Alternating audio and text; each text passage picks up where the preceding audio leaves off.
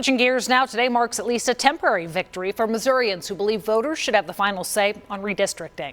The group People, Not Politicians turned in signatures volunteers gathered, and I listened to the voices of one of those volunteers today. There were a lot of signatures turned in, try 305,000 to be exact, from all over the state. They were packed into 691 boxes that were delivered to Jefferson City earlier today, all seeking to halt HB 1. That's the bill recently passed by the legislature, redrawing districts in Missouri to benefit Republicans.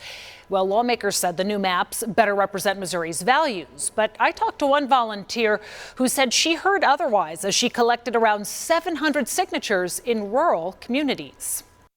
I think many people in the rural areas just really felt like the Constitution should be followed.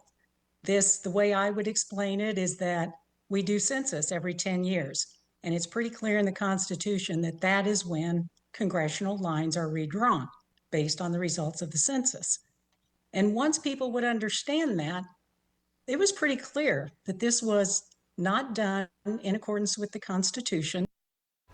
Yeah, so what she was saying and what critics have pointed to, redistricting typically occurs after a census every 10 years, but that wasn't the case with this bill. Here's a look at the old and new maps. You can see the new map splits the 4th district in half. We've heard from critics on both sides of the aisle who note this splits Kansas City into 3 districts, lumping parts of the city in with much more rural areas far from Kansas City. We reached out to the Secretary of State's office and the Attorney General's office. The Secretary of State's office confirmed, quote, the office has received 691 boxes of signatures related to the referendum petition, adding the Elections Division will now work on verifying those.